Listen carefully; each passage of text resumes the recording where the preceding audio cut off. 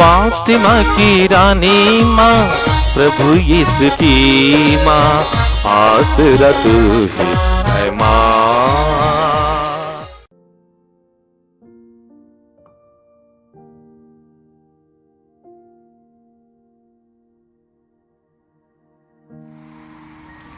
पहला पाठ नबी एजेकियल का ग्रंथ, अध्याय 12, पद संख्याएं 1 से 12 तक। प्रभु की वाणी मुझे यह कहती हुई सुनाई दी, मनुष्य के पुत्र, तुम विद्रोही लोगों के बीच रहते हो। देखने के लिए उनके आंखें हैं, किंतु वे देखते नहीं, सुनने के लिए कान है, किंतु वे सुनते नहीं, क्योंकि वे विद्रोही हैं। मनुष्य के पुत्र, प्रवास का सामान बांध लो और दिन में सबों के देखते प्रवास के लिए प्रस्थान करो। तुम जहाँ रहते हो उनके देखते ही वहाँ से प्रवास के लिए प्रस्थान करो। हो सकता है कि वे समझ जाएं कि वे एक विद्रोही प्रजा है। प्रवास का सामान दिन में ही उनके देखते देखते बाहर रखो और संध्या को उनकी आंखों के सामने प्रवास के लिए प्रस्थान करो। उनके देखते ही दीवार में छेद करो और उससे निकल जाओ। उनके देखते ही सामान कंधों पर रखकर संध्या के समय प्रस्थान करो। अपना मुंह ढक लो, जिससे तुम भूमि नहीं देख सको, क्योंकि मैं तुम्हें इस्राएली प्रजा के सामने एक चिन्ह के रूप में प्रस्तुत करने जा रहा हूँ। मुझे जैसा आदेश मिला था, मैंने वैसा ही किया। मैंने दिन में प्रवास का सामान बाहर रखा और संध्या के समय अपने हाथ से दीवार में छेद किया। मैं झटपटे में कंधे पर सामान रखकर उनके देखते ही चला गया। दूसरे दिन प्रातः मुझे प्रभु की वाणी यह कहती हुई सुनाई पड़ी, मनुष्य के पुत्र, क्या इस्राएल की विद्रोही प्रजा ने तुमसे यह नहीं पूछा कि तुम क्या करते हो? उनसे कहो, प्रभु ईश्वर यह कहता है, यह यरूशलेम के राजा और वहाँ रहने वाली समस्त इस्राएली प्रजा के विषय में भविष्यवाणी है। उनसे यह कहो, मैं तुम लोगों के लिए एक चिन्ह हूँ। तुमने जैसा किया उन लोगों के साथ वैसा ही किया जाएगा। वे बंदी बनकर निर्वासित किए जाएंगे। उन लोगों का राजा संध्या के समय अपना सामान कंधे पर रखकर नगर से चला जाएगा। लोग दीवार में छेद करेंगे जिससे वह बाहर जा सके। वह अपना मुंह ढक लेगा, क्योंकि वह अपनी आंखों से यह भूमि फिर नहीं देखेगा। यह प्रभु की वाणी है। भजन अनुवाक्य। ईश्वर के महान कार्य कभी ना भुलाओ। वे सर्वोच्च ईश्वर की अवज्ञा करते रहे। वे उसकी आज्ञाओं का उल्लंघन करते थे। वे अपने पूर्वजों की तरह भटक गए और ईश्वर के साथ विश्वासघात करते थे। अनुवाक्य। ईश्वर के महान कार्य कभी ना भुलाओ। वे पर्वतों पर देव मूर्तियों ईश्वर को चिढ़ाते रहते थे। इस कारण प्रभु का कोप भड़क उठा और उसने इस्राएल का परित्याग किया। अनुवाक्य: ईश्वर के महान कार्य कभी ना भुलाओ। उसने विधान की महिमा में मंजूषा को शत्रुओं के हवाले कर दिया। उसने अपनी प्रजा पर क्रोध किया और उसे तलवार का शिकार होने दिया। अनुवाक्य: ईश्वर के महान कार्य कभी ना भुलाओ। जय घोष। alleluia। हे प्रभु, अपने सेवक पर दया दृष्टि कर और मुझे अपनी संहिता सिखा। alleluia। प्रभु आप लोगों के साथ हो और आपके साथ भी। सम्मति के अनुसार पवित्र सुसमाचार। प्रभु की जय। अध्याय 18 पद संज्ञाएँ 21 से 35 तक। तब पेतरुस ने पास आकर यीशु से कहा, प्रभु, यदि मेरा भाई मेरे विरुद्ध अपराध करता जाए तो मैं कितनी बार उसे क्षमा करूं? 7 बार तक? यीशु ने उत्तर दिया, मैं तुमसे नहीं कहता 7 बार तक, बल्कि 70 गुना 7 बार तक। यही कारण है कि स्वर्ग का राज्य उस राजा के सदृश है जो अपने सेवकों से लेखा लेना चाहता था।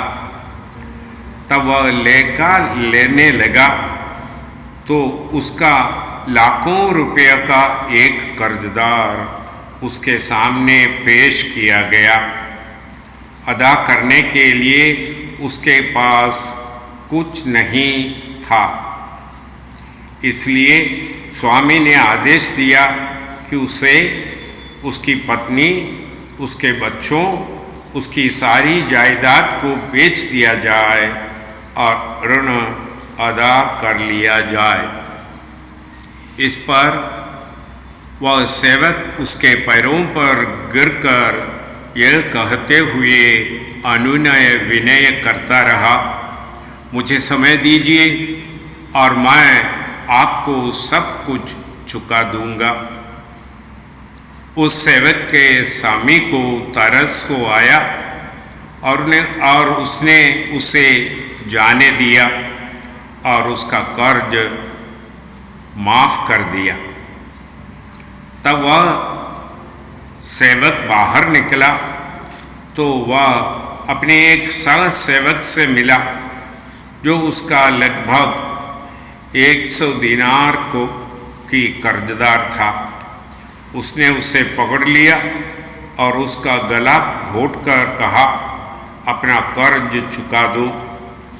सह सेवक उसके पैरों पर गिर पड़ा और यह कहते हुए अनुनय विनय करता रहा, मुझे समय दीजिए और मैं आपको सब कुछ चुका दूंगा। परंतु उसने नहीं माना और जाकर उसे तब तक के लिए बंदीगृह में डलवा दिया जब तक वह अपना कर्ज ना चुका दे। यह सब देखकर उसके दूसरे सहसेवक बहुत दुखी हो गए और उन्होंने स्वामी के पास जाकर सारी बातें बता दी। तब स्वामी ने उस सेवक को बुलाकर कहा, दुष्ट सेवक, तुम्हारी अनुनय विनय कर पर मैंने तुम्हारा वह सारा कर्ज माफ कर दिया था। तो जिस प्रकार मैंने तुम पर दया की थी, क्या उसी प्रकार तुम्हें भी अपने सहसेवक पर दया नहीं करनी चाहिए थी? और स्वामी ने क्रुद्ध होकर उसे तब तक के लिए जल्लादों के हवाले कर दिया जब तक वह कौड़ी कौड़ी न चुका दे। यदि तुम में हरेक अपने भाई को पूरे हृदय से क्षमा नहीं करोगे तो मेरा स्वर्गिक पिता भी तुम्हारे साथ ऐसा ही करेगा। यह प्रभु का पवित्र सुसमाचार हैं। क्रिस की जय। प्रिय बंधु, यहूदी लोगों में 7 पूर्णता की चिन्ह था। इसलिए पेतरुस आकर यीशु से पूछते हैं, प्रभु यदि मेरा भाई मेरा विरुद्ध अपराध करते जाए तो मैं कितनी बार उसे क्षमा करूं? 7 बार तक, माने पूर्ण। जब जब वह मेरे विरुद्ध कार्य करे, मुझे कष्ट पहुंचाए, दुख पहुंचाए, क्या मैं उसे क्षमा करूं? तो यीशु उनको उत्तर देते हैं, मैं तुमसे नहीं कहता 7 बार तक, परंतु 70 गुना 7 बार तक, माने असीमित समय तक। 7 बार तक नहीं, पूर्ण समय तक नहीं, परंतु जब जब जब जब जब जब तुम्हारे विरुद्ध कोई अपराध करे तो तुम उसे क्षमा कर दे। एक शिक्षा आज के सुसमाचार में हमें देते समय उन्होंने उस राजा की उपमा प्रस्तुत किया जिसके सेवक लाखों रुपए के कर्जदार थे और राजा ने आज्ञा दी कि उसे, उसकी पत्नी, उसके बच्चे, उसके जायदाद को बेचकर न अदा किया जाए। सेवक ने राजा के पैरों पर गिरकर अनुनय विनय किया, मुझे समय दीजिए, मैं सब कुछ पूरा कर दूंगा, चुका दूंगा। तब राजा को दया आया, तरसो आया, उसने उसकी कर्ज माफ कर दी और उसे कर्ज मुक्त करके उसे छोड़ दिया। तब वो सेवक बाहर निकले और उनके सह सेवक से मिला जो 100 दीनार उस सेवक का कर्जदार था। उसने उसे पकड़ा, उस सेवक से कहा, तुम गला घोट कर कहा तुम मेरा कर्ज चुका दो, और उसे तब तक बंदीगृह में डलवा दिया जब तक वह कौड़ी कौड़ी न चुकाए। इसे देखकर उनके सह सेवक राजा के पास जाकर सारी बातें उन्हें बता देते हैं और राजा पहले सेवक को बुलाकर उनसे कहते हैं, दुष्ट सेवक, तुम्हारे अनुनय विनय पर मैंने तुम्हारी सारी कर्जे माफ कर दी, क्या तुम्हें भी ऐसा नहीं करना चाहिए था?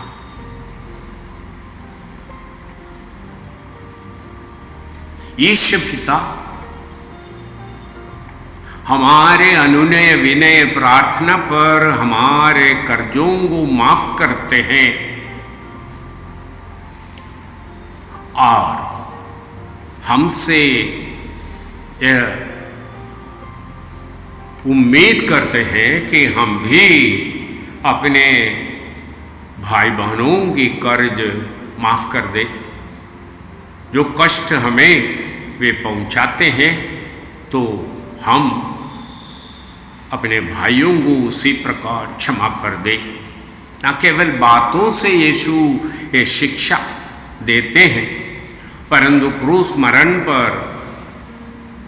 क्रूस पर आरोपित यीशु की निंदा की जाती है और उनकी खिल्ली उड़ाते जाते हैं, तो यीशु पिता से प्रार्थना करते हैं, हे पिता, हे अब्बा, इन्हें क्षमा कर, क्योंकि ये नहीं जानते कि ये क्या कर रहा। प्रेरितों के कार्यकलाप में हम सेंट स्टेफनस को जब उनके विरोधी पत्थर मार कर उन्हें मार डाल रहे हैं तो वो घुटने टेक कर पिता से प्रार्थना करते हैं, हे पिता इन्हें क्षमा कर, क्योंकि ये नहीं जानते कि ये क्या कर रहा है। क्षमा करने की शिक्षा यीशु प्रदान करते हैं और प्रवक्ता ग्रंथ में 28वें अध्याय में हम सुनते हैं, मेरे मनुष्य होते हुए तुम अपने भाइयों पर क्रोध बनाए रखते हो, उनको उनके विरुद्ध में तुम षड्यंत्र रचाते हो, तो तुम्हारे पापों के लिए प्रार्थना करने के लिए कौन होगा? प्रार्थना करने पर क्या तुम्हारी प्रार्थनाएं सुनी जाएगी? ईश्वर पिता सारे मानव जाति से आग्रह और उम्मीद रखते हैं कि हम उनके समान क्षमाशील बने। खोए हुए भेड़ों को देखकर तरसो आकर बाकी लोगों को छोड़कर एक खोई हुई भेड़ के खोज निकलने वाले पिता के समान बनने के लिए हम मानवों से आग्रह करते हैं। हम ईश्वर के समान बनने के लिए, इसलिए मत्ती के सुसमाचार में 5वें अध्याय में हम यीशु को ये कहते हुए सुनते हैं, जो तुम्हें कष्ट देते हैं, जो तुम्हें तकलीफ पहुंचाते हैं, उन्हें अभिशाप न दो, परंतु उसके लिए प्रार्थना करो। तो ये शिक्षा न केवल अपराधों को, गुनाहों को क्षमा करने के लिए है, परंतु पिता के जैसे बनकर तरसो आकर अपने भाई की गलतियों को देखकर उन पर विचार और दंड सुनाने के बदले उनके लिए प्रार्थना करना। इस पिता के जैसे वे बने, उसके लिए पिता से कृपा मांगकर अपने भाइयों को प्रदान करना।